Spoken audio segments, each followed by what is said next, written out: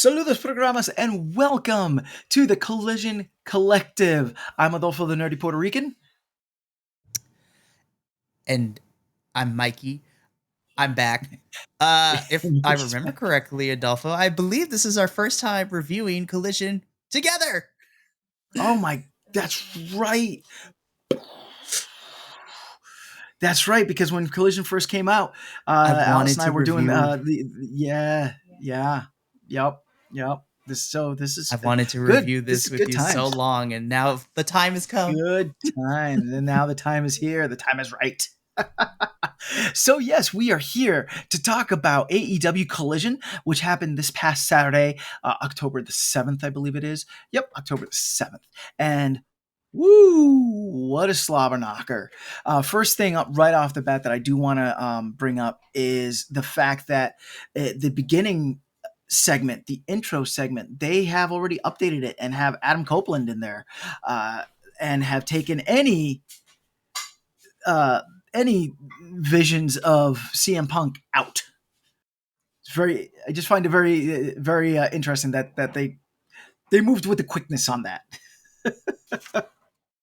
Well, stay tuned because there might be another wrestling company who might be putting him back in. We'll talk afterwards. We'll talk about that later. But good people, absolute Ricky Starks and Big Bill versus FTR. A match that you think would at least go 15 minutes. At least. Judging off of the matches that FTR has had before and that knowing what Big Bill and Absolute Ricky Starks can do, this was a squash match. I can't believe what happened. The ass whooping that FTR got handed to them by Big Bill and Absolute Ricky Starks. And Big Bill and Absolute Ricky Starks walk out with the tag team championship. We have new tag team championship champions, people. What do you think, Mikey? Listen. So, I was okay. So at first I was as shocked as everybody else. I was like, "Say what?" Like, don't get me wrong. I'm happy because I love Ricky Starks, and I think he finally has championship gold because that's been my whole thing that I've wanted for Ricky for the longest time. And Big Bill also now has championship gold in AEW. And then I thought about it. This kind of makes sense, and here's why. I honestly believe that FTR were supposed to drop the titles to Aussie Open at Wrestle Dream. However, because Mark Davis broke his wrist in the middle of that match, they called an audible and FTR retained. Now, there's also allegedly there are reports that Cash Wheeler is also injured at the moment, and so he's been wrestling kind of injured.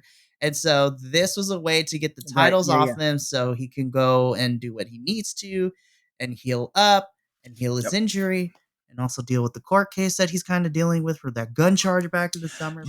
But allegedly.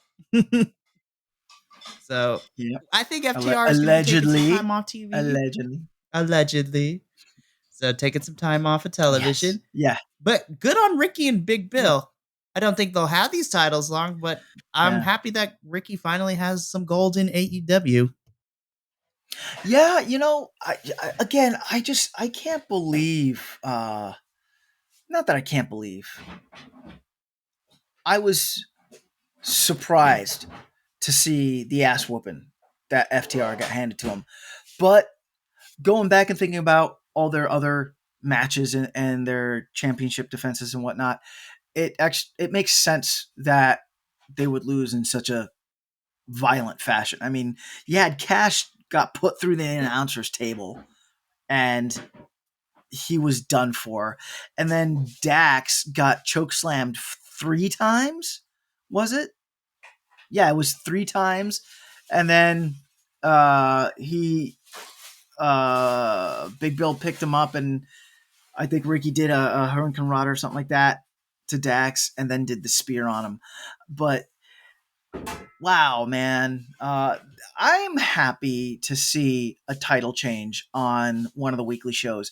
And I feel that title changes shouldn't just be kept to your big pay per views. I think to keep your weekly shows interesting, you do have to have a title change here and there. I don't mean it happens a lot, but you have to have it here and there. You know, they did this in during the Attitude Era, in WWE and in WCW, and that's one of the reasons why people tuned in, because you had a chance to see a title change. So I think that writing wise, that was a very good idea. uh, Ricky Starks and Big Bill, I'm afraid we already have one manipulative individual. Yeah, did I say that right? Manipulative. We already have one manipulative individual with one big tower of an individual that they order around in Christian Cage and Luchasaurus. I really hope that they don't make Ricky Starks and Big Bill into Christian Cage Luchasaurus Part 2, because it just kind of sort of felt like that in this match. What do you think, Mikey? I can see the comparison. I will say I think Big Bill is in better hands on Collision than Luchasaurus is on Dynamite, especially with the news reports that has confirmed that Danielson has a big hand in writing the stories and helping creative for everybody on Collision. So Danielson has a mind for the business and has a mind for wrestling. So I think Big Bill's in good hands over here on Collision. So I'm not as worried as much. I'm also, again, like I said, I'm also understanding that these guys, people hate to use the term transitional champion, but I think they're just holding on to it until either FTR or Aussie Open are well enough to take the titles off them. But again, Ricky Starks having championship gold and then just being his heel character right now, I think is going to be a really fun couple of weeks. And I'm just excited because, I hope that we get them at full gear defending the titles to somebody. So I'm excited. Yeah, definitely.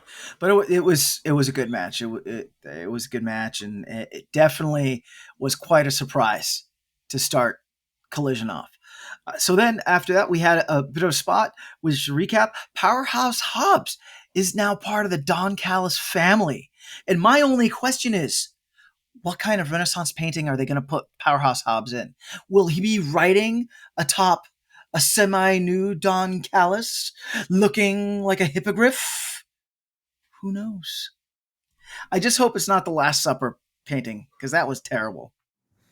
I mean, it was terrible. And, That was I terrible. have said I said on multiple reviews, I consider myself a religious man. And I get Don Callis is supposed to get heat for people. I'm like, damn, that is blasphemous as all hell. The funny thing is, I didn't think it was blasphemous. I just thought they could have done better. They could have had like Don That's Callis the other as thing. If as you're the gonna do the fountain. Last Supper, make it look better. Like, oh my Yeah, gosh, they look. I kid you not. It looked like they took AI generator and they just right, typed in Last Supper text and then just right, with these wrestlers' faces, and that's what popped out. I and was that's like, what popped ew. out. Yeah. So, yeah. So Powerhouse Hobbs, Don Callis family, go fig. Which then brought us to another really good match. We had two really good matches to start Collision. Brian Danielson versus Kyle Fletcher of Aussie Open. And wow, I was not expecting that match to be as good as it was. Listen, Danielson can pull anything out of everyone, and Kyle Fletcher is no slouch himself. Like, this kid is awesome, and he's really, really good. Danielson did a lot of things that I did not know were part of his repertoire. Like, he's chopping Kyle Fletcher left and right in this match. I'm like, Yeah, when did you start using chops? yeah. Like, When what did is you find? this? Oof. He's got a This deep, whole he's got a deep tool case. yes, Brian and Danielson. it came out during this match. This match ruled. I think from wrestling wise, in terms of like the technicality of it, this was my favorite match. Yeah, So I'm gonna be cheating because technical wise, this was my technical match of the night, just pure wrestling. But then when we get to the entertainment factor, we'll get to that one in a little bit. Yeah, But we'll get to that oh my in god, a this minute. match ruled. Danielson Yeah. chopping Kyle Fletcher pulling And, out things as well. and Kyle Fletcher slamming and DDTs. That was wow. Yeah, like it was Like we got a pay really per view match on television, you guys. Like yeah, like not to be mean or anything, but could we have had this match in All In as opposed to that Wheeler Yuta Absolute Ricky Starks match, or not All In, but Wrestle Dream? Because come on, wow, that was a good match. That was that yes, and that was a match that should have been on pay-per-view. It wasn't. We were lucky that we got it. They the Brian Danielson and Kyle Fletcher just pulling into their toolboxes and knowledge of wrestling, and ah, good match. It was a good match. Brian Danielson does end up getting the pin, but as Kyle Fletcher rolls out of the ring, Mogul Embassy comes running in and starts lumping up Brian Danielson. And then we had Claudio Castagnoli and Wheeler Yuta running in. And could we be seeing the start of a new little rivalry here with Mogul Embassy and the BCC? listen, I mean, I would be all for it given the fact that Danielson and Swerve are going up against each other on Dynamite, which, by the way, they just randomly announced to be like, oh yeah, a number one contendership match for the TNT Championship between Swerve and Danielson. And I looked at my screen, I'm like, excuse me, you're gonna give? Right. Listen, we're far enough into the review that I can start doing some things here. But let me tell you, I'm fucking excited.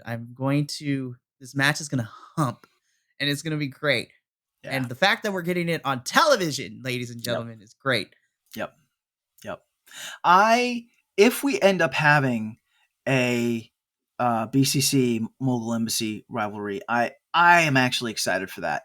I was really lukewarm when BCC was feuding with the Hung Bucks and Kenny Omega The elite and all yeah, the them. Elite and all that, because in my unprofessional opinion, and yes, internet, my opinion is unprofessional. It's my personal opinion. I don't I didn't think that the Elite had the type of intensity that the BCC came out. Because when the BCC came out, they were unhinged, right? And you didn't get that from, Kenny Omega and the Young Bucks and Hangman Adam Page. Mogul Embassy, on the other hand, will go tit for tat on intensity with the BCC and might even outdo them when it comes to intensity, because those guys are freaking crazy.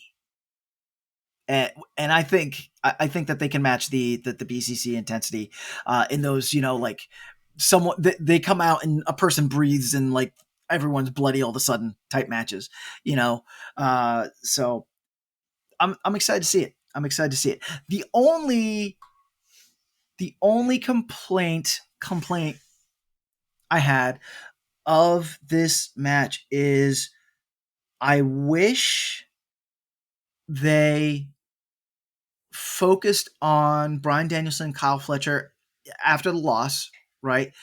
And not saying that they had to have words or anything like that, but I wish they would have kept the focus on Kyle Fletcher, and then like maybe do a backstage interview with Brian Danielson where then the Mogul MC comes jumping in, and and then BCC comes in, because it to me it felt like it it pulled away from a fantastic match, and I wish they could have I wish we could have savored that match a little bit longer before we got dessert in the form of Mogul Embassy BCC.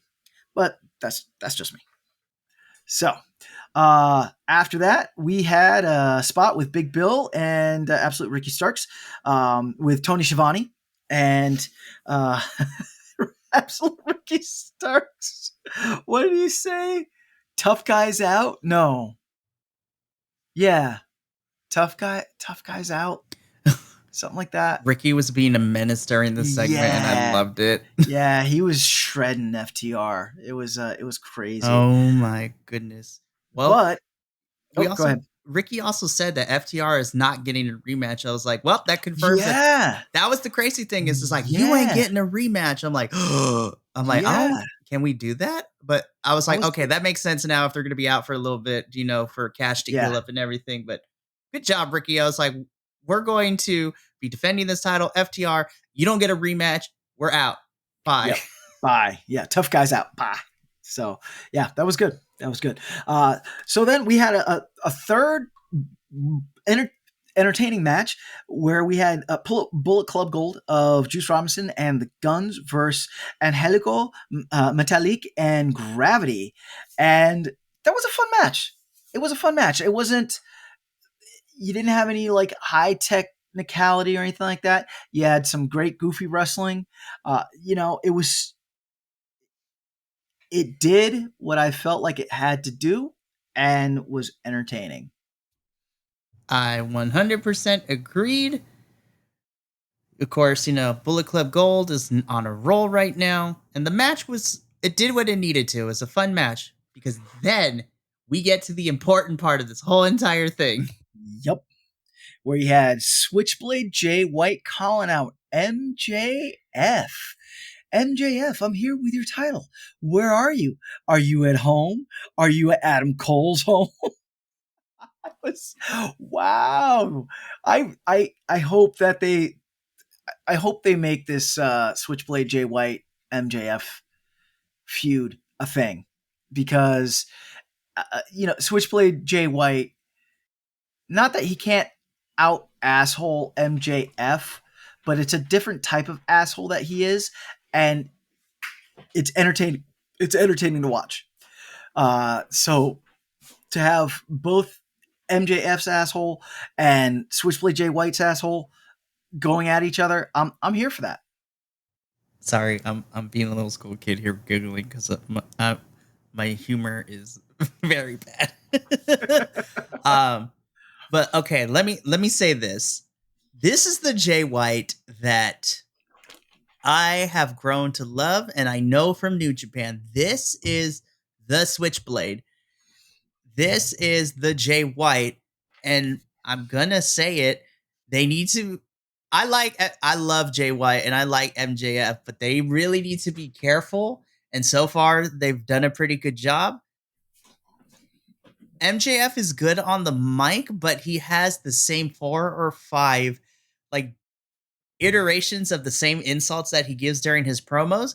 AEW needs to be very careful because Jay White has been doing this for a longer time than Max, and Jay is really good at ad-libbing, and it's like Swerve. He can take what they give him, but then add things and they just need to be careful because I'm in the minority in saying this, but Jay White can absolutely crush Max in a promo if they truly went at it. And we Yeah, kind of saw it a little bit when they had their first interaction. So it was smart for them to kind of keep them apart. But again, I'm really excited. This is the first confirmed match we have on for Full Gear. So that title will be on the line at Full Gear. nice. Which I will be at, by the way. So I'm so excited. Nice. And just to clarify for those that aren't in the know, Switchblade Jay White did not win MJF's heavyweight title. No, he took it. What he did was he stole it from MJF, and now he is goading MJF on to come and get his title back. So yeah, we'll see. Speaking of things rear end, we had the Iron Savages versus the Acclaimed and Daddy Ass afterwards. Whew. Listen, let's just address the elephant in the room, okay? Tonight's episode was unofficially sponsored by, Hotlanta, Snapple, whatever you want. But it Booty was shorts, ass, the butt. That's what literally this. That's what this episode of Collision was brought to you by. The is butt, it because was the amount of butt references. see, and this one was tamed because we just got words. The trend continued and it got taken to another level when we get to that one. But okay, again, Iron Savages are one of my favorite new tag teams here, formerly known as Bear Country. You know, these three together are great. And I had to pause my television because I was being a junior hire all over again. Yep, With because Jack Jameson on the mic says, "We're here, we're going to flex, wrestle, and eat that ass." And then, does the middle school thing and just goes like literally. I'm like, are y'all motorboating on television? Like, what is happening? yeah, Like, I I had a good 5 minutes where I too was just like, "What the hell is going on right now?"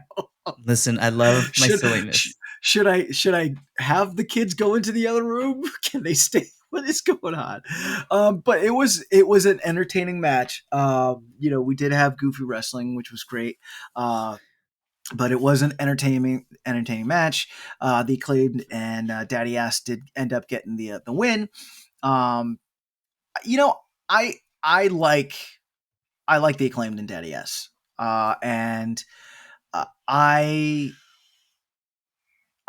thoroughly enjoy the matches that they have come out and have wrestled ever since getting the trios title, because the I said it before, and I'll say it again, that month when it looked like Daddy Ass was retiring, uh, that was heavy. That was rough, on not only uh, on Daddy Ass's part, but on the Acclaim's part.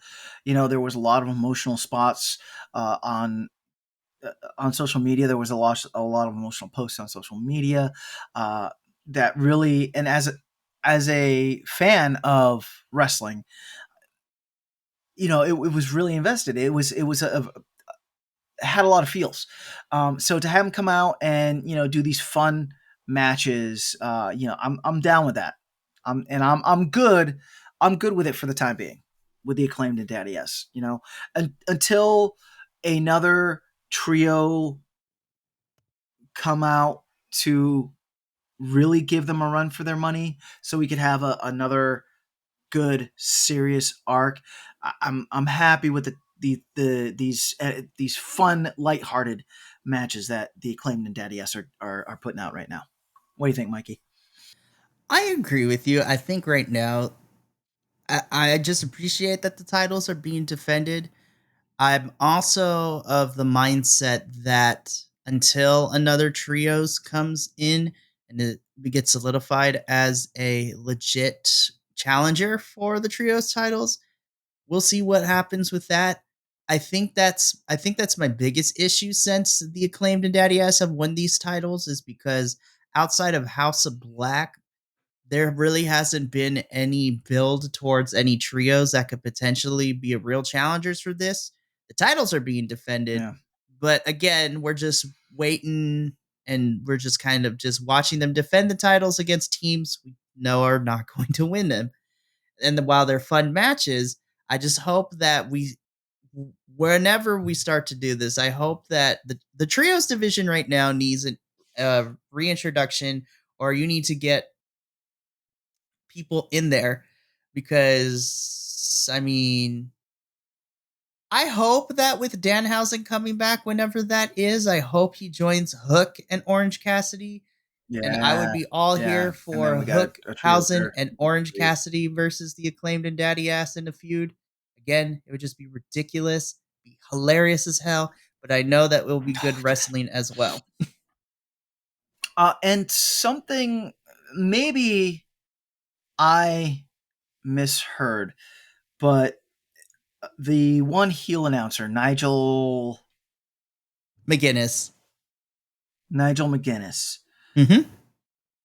he said during the match they started talking about Anthony Bowen, and how he has been a pillar in the LGBTQ plus community, and he's been on the cover of magazines and this, that, and the other, and talking about representation. And Nigel, again, I don't know if I misheard, but it actually sounded like, because he's normally the heel commentator, so he's normally talking out of his ass, but like it for a few minutes, it actually sounded like he got serious and flipped the script, and yeah, and was serious about that there needs to be LGBTQ plus representation, and it's great that the Acclaimed are there to give young people in the LGBTQ plus community heroes to watch, you know, in the ring. Um, I can't remember exactly what he said, but it just, yeah, I don't know if he caught that, Mikey, but that made me stop from him and be like, huh, okay, Nigel, okay, you know, and made me hate him a little bit less. Yeah, I mean, I've been So lucky enough to know. Yeah. Oh, go ahead. Sorry. no, after you, no, after you.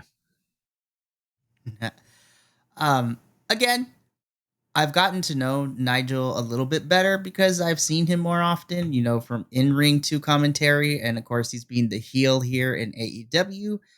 But I think what I like is because of the audience that AEW tends to reach out to, they're more willing to put those kinds of things out on television and out in the open. So, like, AEW is full of lots of wrestlers that represent the various spectrum of the community.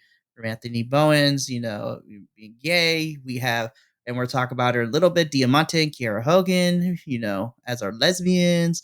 Tony Storm is bisexual herself. Nyla Rose is transgender. Before he got released, we had non-binary representation from Sunny Kiss. The thing that AEW does is that they put, it's part of who these wrestlers are, but it's not their whole entire character. And unfortunately, AEW, Impact, and a lot of the other promotions, they put that on the open, but that's because the audience that watches these are more open minded. I don't want to say that another company, WWE, isn't. It's just that if we recall, for the longest time, that wasn't put on the forefront. And under the regime that was Kennedy Vincent McMahon, Vincent Kennedy McMahon, I should say, sorry. Well, not sorry, I don't really care. Uh it was not necessarily put on the forefront. It was kind of like, hey, you need to keep it quiet. And then they also took it a step further by using the stereotypes and perpetuated it through storylines. I mean, lest we forget, we had Yeah, uh the wedding of Chuck in, back in the day. yeah, Uh, we had lots of men in wigs being paraded around too. We had Santina Morella, if we remember that too. yep, hmm hmm Just a lot of problematic stuff. And I yeah. appreciate that now in this day and age, the companies are being more open and being more understanding and are allowing the wrestlers to be true to themselves while they are entertaining us. And that has been my TED Talk for the week. So I will get off my soapbox now. Right. So let's bring it back to Collision and talk about Timeless Tony Storm versus Kiera Hogan, and Tony Storm's new gimmick, girl. This was my entertainment match of the night. This was my favorite. Tony Khan, I'm ready for my close up. That's all I do. Oh, it's so good. I love it. I love it. I love this whole like crazy starlet thing. Kicking back to old school Hollywood, like Gene Harlow. I think was, yeah, like Gene Harlow, and all those old 1930s 1940 Hollywood stories of the of actresses, and like The how, starlets and yeah, everything. and how starlit and how kooky they were and whatnot. It was, I love it. I love it. I love it. And the match was good. It was a good match, I thought. This was such a good match, but I was entertained as hell. So let's just pick out the good bits. So before the match even started with the wrestling, like Tony Storm has a script in her hand, Scripts, and she gives it to scripts, Kier. Yeah, scripts to scripts. everyone. It gives a script. She gave a script to like the bell guy. She gave a script to the announcer's table. She then she gives the script to Kira. Okay. And like for the first minute, I laughed so hard because Tony's like, can you read this here, please? This is like, this is the part where I win. I Yeah, was just, I was like, Tony, this is amazing. And Kiara is like playing along with it, and then she rips she it up, and rips him then up. thus the wrestling begins. We get some good back and forth. Again, please make this a reoccurring thing with Tony Storm, because then she's like, we'll be back from these with these important messages. And like Yeah, to the picture in picture, I was like, please let her do yeah. picture in picture every single time She she's did wrestling. her own outro to the picture in picture, and yo, like I feel like she has this whole Deadpool fourth wall break thing going, and So I'm good. here for it. I'm here for it. It was good. And then of course, we got the return of the titty slap from Dynamite, where she's just chopping people on the chest by holding them on the barricade. Yep. That was violent. And then Kiera Hogan took it into the whole nother stratosphere, because then Tony Storm like gets caught up in the ropes, and Kiera Hogan begins to like literally and not she figuratively and literally begins to beat that ass, that she begins to Yep. spank Tony Storm's bottom Yep. like a child who's in trouble. Yep. But And then then Tony Storm turns around and bites her in the ass. literally Literally. I was just like I was like that's not sanitary. And I want to point out what made it even funnier is after this happened, as Collision went off the air, like Diamante, who is the real life girlfriend to Kiera Hogan, literally tweets Tony Storm and tags her is like, nah. I was like, I didn't give you permission to bite my girl like that. I'm coming for you, Tony Storm. That ass is mine. Yeah, yeah. She was when we told you that this episode of Collision was brought to you by Ass, we meant it. And the so not only to me, not only that the Tony Storm biting Kiera's ass was funny, but then like when she pulls her face away and you see like her lipstick is all like smeared and she's got that crazy starlet look, and then she goes, I'm ready for my close-up, Mr. Tony Khan. I was like, oh my god. And I love that she does Oh, it was pose good. and then the Yeah, camera actually yep, zooms in. yep. Oh, it was good. It was good. Suffice to say, Timeless Tony Storm does walk away with the W. And it was an entertaining match, albeit it was short. I would have liked if it could have gone on just a little bit longer, but entertaining nonetheless. Good job, good job, good job, Tony Storm, Kiara Hogan. So then this brings us to a interview in the back with Renee Paquette and Ruby Soho, to which Ruby Soho finds out that she is banned from ringside for Title Tuesday. To which I still personally think that this is it for the Outcasts. I think that the Outcasts are done. I think this is like the death knell, if you will. What do you think, Mikey? What are we doing with Ruby? Like, what are we doing with her? Because she always gets the short end of the stick with everything that she's involved in. Like, since this Outcast storyline has started, at first all three of them were shown pretty prominently. But then once Tony kind of turned on them and became crazy in lesser words than most, Timeless. She became Ruby's kind of been in the timeless. background. Yeah, timeless. She became Yeah. timeless. But she's got that going on right now. Saraya is your current champion, and Ruby is just sitting here like she can't catch a break. She will get a push, and then every time she gets put into these big time matches, she never wins. Let's recap everything that has happened with her so far.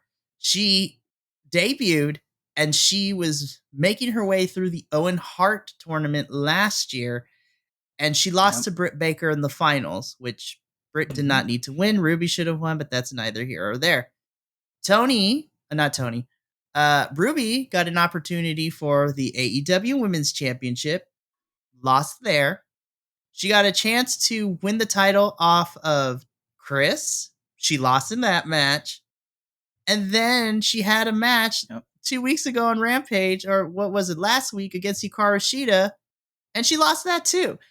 Ruby always Yep. loses these big marquee matches, and I'm just like, what are we doing with her? So my hope, and I'm cautiously optimistic, is with the breakup of the Outcasts, we still need to figure out who's going to be Soraya's opponent at Full Gear. So if they want to book if they want to book Soraya versus Ruby, sure. But Ruby is, I just want more for Ruby because she hasn't gotten to do anything, and I feel like she hasn't been used to her full potential. Yeah, I don't. Soraya Ruby Soho for the championship. I there would for me to truly enjoy that there would be a need to be a bit more of a build up for that, and not just your stereotypical, oh, the group has fallen apart type situation. I personally feel it would do Ruby Soho good if she just went off, did her own thing, kind of reinvented herself, and then maybe next year come after the Suria's title. Like, that's the TNT Women's Championship. So Soraya has the AEW World Women's The Championship, and then AEW Chris Women's. has the TBS Championship, which is the Okay, that's what it is. secondary Yeah. women's title. But yeah, so Ruby Soho. Actually, I feel it would do Ruby Soho better if she worked her way again to be a heel for Chris Statlander and the TBS Women's Championship. I and then we figure something else out for the AEW Women's Championship. But definitely Ruby Soho needs to not reinvent herself, but she needs alone time. She needs time to figure herself out, in my unprofessional opinion. So, and I really like Ruby Soho. I love watching her matches and all that. But yeah, she's being underutilized, and she deserves better. So that's that. So then after that, we got our main event: Commander versus Eddie Kingston. Good match, short match. That was my takeaway from it. Yeah, I wish we got like 5 more extra minutes on this, and then I would have been okay with it. I mean, Yeah. it did what it needed to because, they had to keep it Yes. short because the majority of the Yes. time went to what we got to end the show. I do Yep. wish we got 5 more minutes from this, but I will say I'm not normally I would complain about it, but I'm going to actually not this time around only because, like I said in the Rampage review, go check that out if you haven't already. At least the Ring of Honor World Championship is being defended either weekly or 2 out of 3 days that AEW has programmed. At least it's being defended because when it was on Claudio outside of Death Before Dishonor and maybe like once or twice on television, I forgot that title even existed as part of Ring of Honor's championship line. Yeah. So I am willing to give it a little more grace because at least Eddie's defending this title everywhere. Literally, he defended it on Wrestle Dream. Both of his titles are being defended all over the place, both on AEW television and Ring of Honor television. So I'm not going to complain. Yep. And with the way this episode Collision started, I did not expect to see any other title changes or anything like that. But yeah, this match did what it was supposed to do. I feel it highlighted both Eddie Kingston and Commander really well. They did work really good together for working for the first time together. And I wish it had 5 more minutes, but we had other business to take care of. Which, let's call it main event B. Main event B, aka the dissertation of Adam Copeland, part Yep. 2. Because Yep. he did the exact same thing on Dynamite.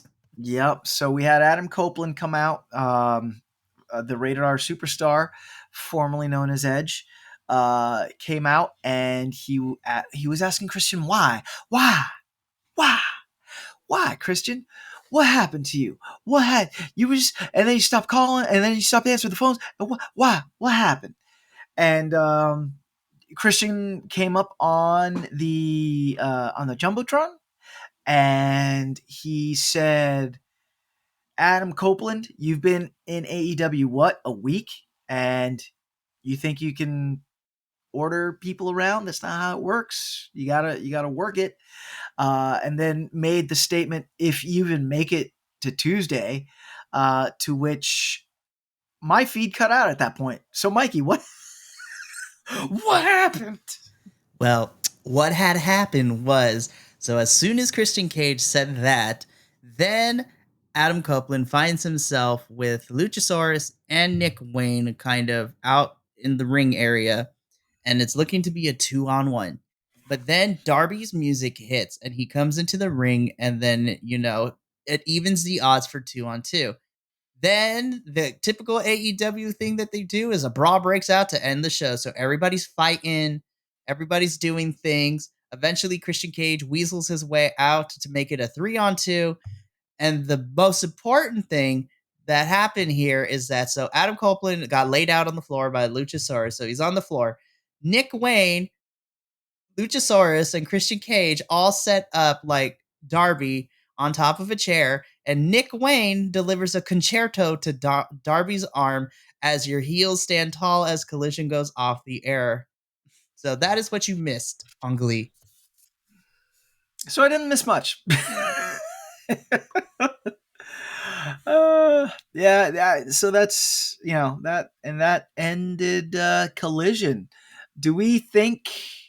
Are we excited for Adam Copeland, Luchasaurus? Are you excited for Adam Copeland, Luchasaurus?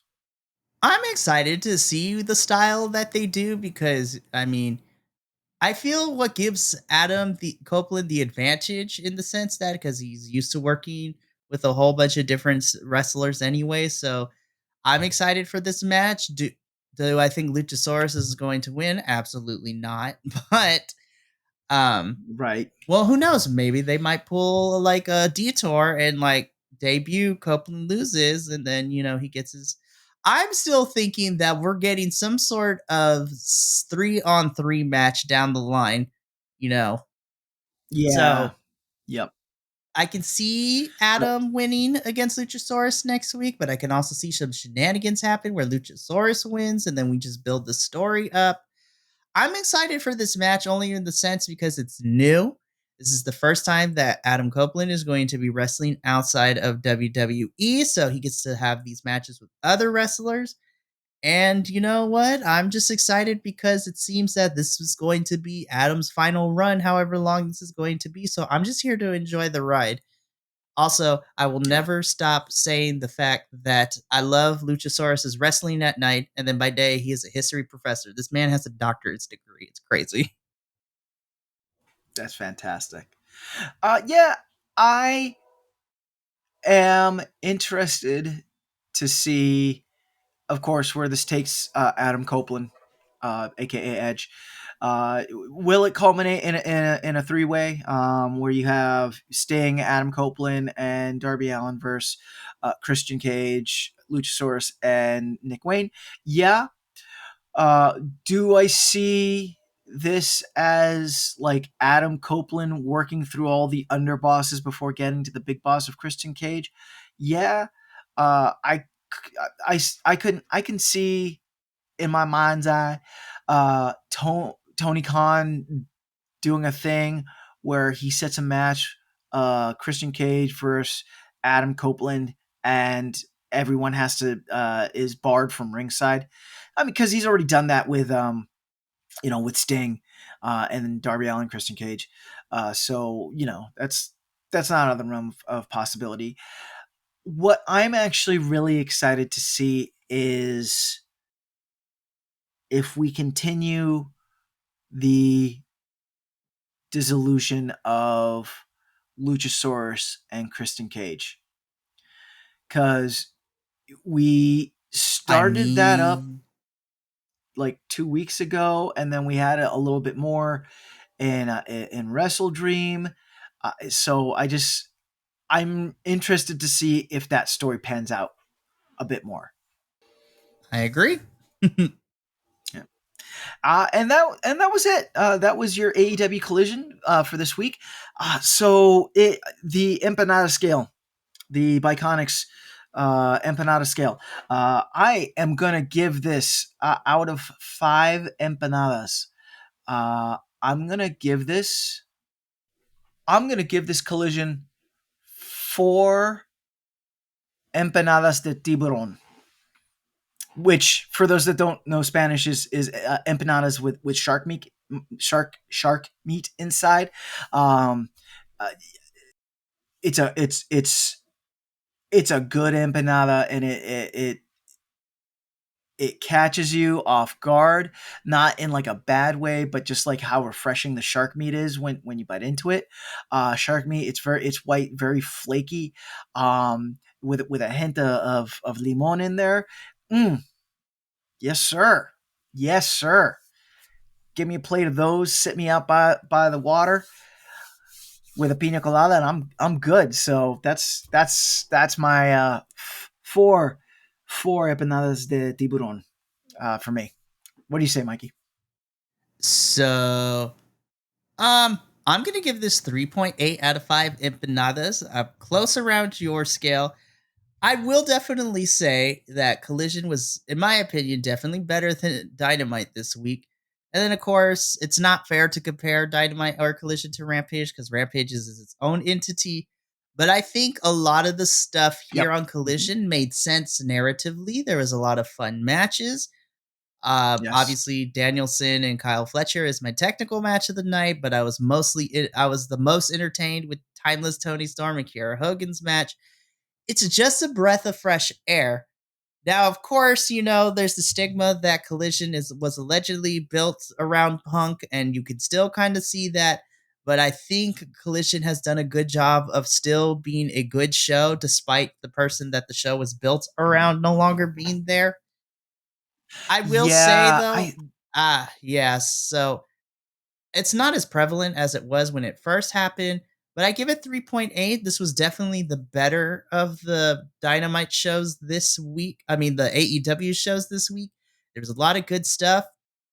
I do want some matches to get more time, and Danielson, if you watch this, yeah.